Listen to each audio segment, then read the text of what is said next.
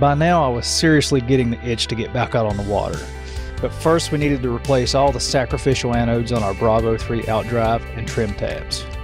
Our metal of choice for the area we cruise in is zinc, but aluminum is really starting to gain in popularity. We like to order our anodes from boatzincs.com. Their prices are great and they always pass my little smiley face customer service test. Changing the outdrive anodes is a simple bolt-on procedure. All you need is a few hand tools and a couple of beers and you can check this job off your list in about an hour. The only part of the job I found that requires any special attention is when installing the zincs on the trim cylinders. The bolts are pretty small and you have to pay attention not to strip out the aluminum threads. With the new zincs installed, it was time to turn our attention to the charging system. Our alternator had been making a weird squeaking noise, so I removed it and had it rebuilt at a local alternator shop. They did such an amazing job with the rebuild that I'm not even sure they gave me back my original unit. The thing went from looking old and crusty to brand new looking. On top of that, they only charged me $100, which is way less than the cost of a new unit.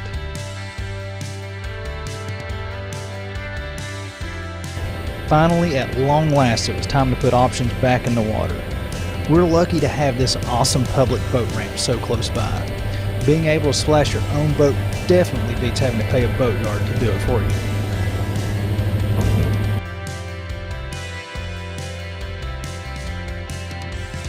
And for you guys who have trouble backing the trailer down the boat ramp from time to time, here's a pro tip.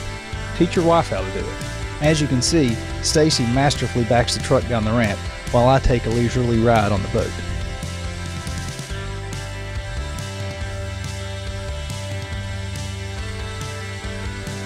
Once we were back on the water, it was just a short cruise to our marine slip, where we were welcomed by a fireworks show later that night. We didn't have a bad view of it from our bow, plus the sunrises here are awesome.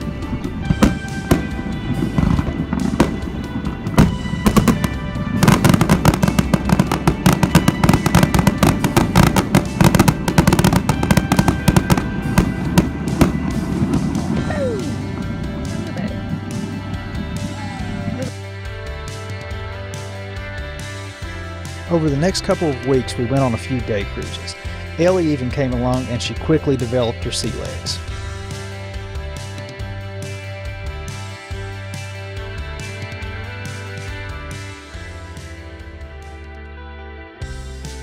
It was around this time that we planned our first trip to Bald Head Island, North Carolina. Stacy was happy to be rescued from computer work for a few days, and Ellie pretty much decided that she was ready to live life as a boat dog. The trip from Myrtle Beach only took a couple of hours, and we ended up staying for 4 days. It's a beautiful island that is only accessible by boat, and there are no cars allowed. All the locals use golf carts to get around the island.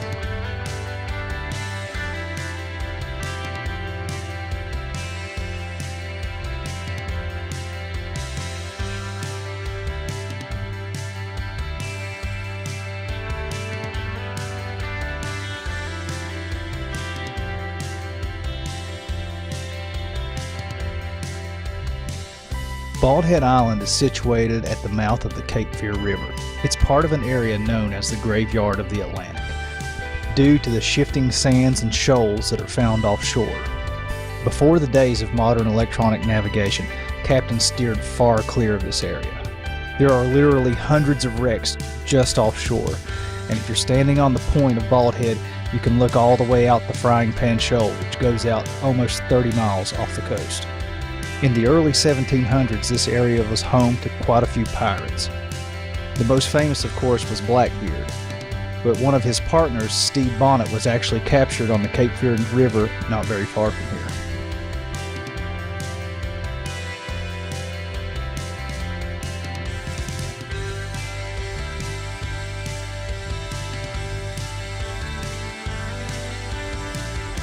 It was a great long weekend trip, but all three of us were left wanting more. That leads us to our current Meridian 411's options. Next up, we travel to Canada to pick up our new to us Meridian 411 options.